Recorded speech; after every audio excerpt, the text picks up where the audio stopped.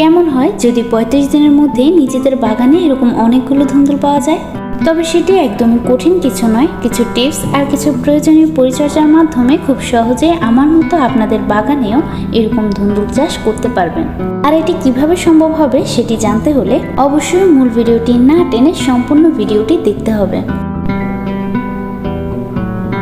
আসসালামু আলাইকুম সুপ্রিয় দর্শক, আপনারা সবাই কেমন আছেন? আশা করছি আল্লাহর রহমতে অনেক বেশি ভালো আছেন। আলহামদুলিল্লাহ, আমিও ভালো আছি। ডে উইথ রুমি ইউটিউব চ্যানেলটির পক্ষ থেকে জানাচ্ছি আন্তরিক শুভেচ্ছা এবং অভিনন্দন। আজকের ভিডিওটি অনেক বেশি ইন্টারেস্টিং হতে যাচ্ছে, কারণ আজকের ভিডিওতে কিন্তু বীজ লাগানো থেকে শুরু করে একদম ফলন ধরা পর্যন্ত সম্পূর্ণ পদ্ধতি আপনাদের সাথে আলোচনা করব। আপনারা যে কোনো গাছই লাগান না কেন সেটির জন্য কিন্তু একটি উপযুক্ত পরিচর্যার দরকার হয়, আর সেটি জানা থাকলে কিন্তু একটি নির্দিষ্ট সময় পর আমাদের গাছগুলোর মধ্যে ভালো ফলন পাওয়া যায়। আর সেই পরিচর্যাগুলো যেভাবে নিতে হবে সেগুলোই আমি ভিডিওর মাধ্যমে আপনাদের মাঝে উপস্থাপন করার চেষ্টা করি। তো চলুন আর কথা না বাড়িয়ে আমাদের মূল ভিডিওতে চলে যাওয়া যাক। শুরুতেই দেখতে পাচ্ছেন আমি ধুন্দুলের কিছু বীজ নিয়ে নিয়েছি। বীজ সংগ্রহ করার ক্ষেত্রে আপনারা অবশ্যই ভালো মানের বীজ সংগ্রহ করবেন, কারণ ভালো মানের বীজের থেকেই অধিক ভালো ফলন আশা করা যায়। আমি কিন্তু একদম সাধারণ মাটিতে এগুলো খুব ভালোভাবে রোপণ করে দিয়েছি। এটি হচ্ছে আমার টবের আরো একটি সাইড, এখানেও আমি ধুন্দুলের কিছু বীজ রোপণ করেছি। 14 দিন পরে এই ভিডিওটি করা হয়েছে। দেখতেই পাচ্ছেন চারা গাছগুলো কত সুন্দরভাবে গ্রো করছে। বীজগুলো রোপণ করার প্রায় 7-8 দিন পরেই চারাগুলো গজিয়ে যাবে। বীজগুলো রোপণের পর থেকে অর্থাৎ এই 14 দিন পর্যন্ত কিন্তু আমি কন্টিনিউ পানি দিয়ে গিয়েছি। এখনো পর্যন্ত আর অন্য কোনো পরিচর্যা নেওয়ার দরকার হয়নি। 26 দিন পর এই ভিডিওটি করা হয়েছে। মাশাআল্লাহ, দেখতেই পাচ্ছেন গাছটা কতটা সুন্দরভাবে বেড়ে উঠছে। এর আগে কিন্তু পানি দেওয়া ছাড়া অন্য কোনো পরিচর্যা নেওয়ার দরকার পড়েনি। তবে এই পর্যায়ে আমি গাছের প্রতি কিছু পরিচর্যা নেব। আপনাদের গাছগুলো যখন এতটা বড় হয়ে যাবে, অর্থাৎ গাছে যখন দেখবেন ফুল ফল আসতে থাকবে, ঠিক তার আগাম কিছু পরিচর্যা নেওয়ার দরকার আছে। এটি এখন আমি আপনাদের সাথে আলোচনা করব। এখন আমি আমার এই গাছগুলোর গোড়ার দিকের অংশটিতে নিজের হাতে বানানো জৈব সার দিয়েছি। তবে বাজারে জৈব সার 20 টাকা কেজি দরে কিনতে পাওয়া যায়। আপনারা চাইলে সেগুলো কিনে এনে ব্যবহার করতে পারেন।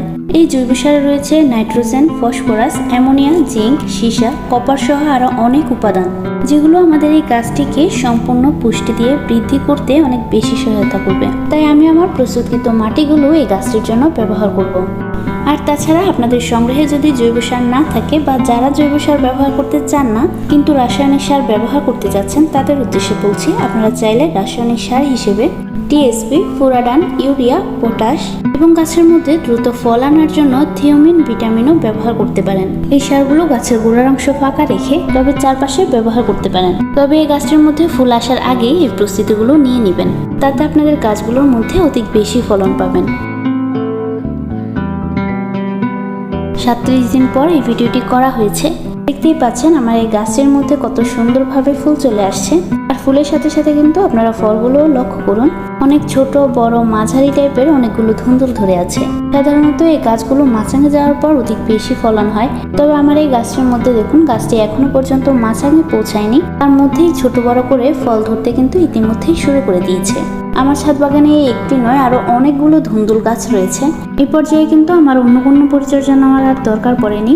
তবে আপনাদের গাছগুলোতে এমন পর্যায়ে কিছু সমস্যা দেখা দিতে পারে। সেটি হচ্ছে, এমন সময় কিন্তু গাছগুলোর উপর দ্রুত পোকামাকড় আক্রমণ করে ফেলে। আপনাদের গাছগুলোতে যদি পোকামাকড়ের আক্রমণ দেখা দেয় তাহলে সেক্ষেত্রে সিকু স্প্রে করে দিবেন। আমার গাছগুলোর মধ্যে এখনো পর্যন্ত কোনো ধরনের পোকামাকড় আক্রমণ দেখা যায়নি, তাই স্প্রে করার কোনো প্রয়োজন পড়েনি। তার কিছুদিন পরে ফলনগুলো লক্ষ্য করুন। মাশাআল্লাহ, দেখতেই পেরেছেন কত সুন্দরভাবে ধুন্দুলগুলো বেড়ে উঠেছে।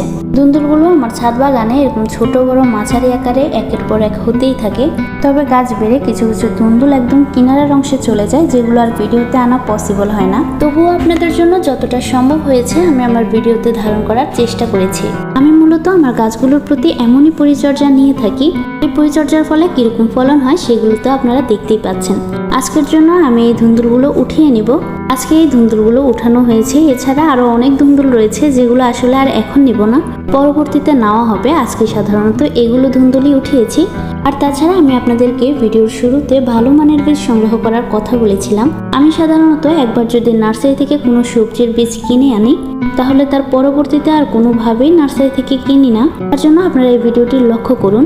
আমার এখানে এই মাচাঙে এই ধুন্দুলটি রয়েছে, আর এই ধুন্দুলটির শেপটা আপনারা জাস্ট ভিডিওতে দেখে আনুমানিক ধারণা করুন।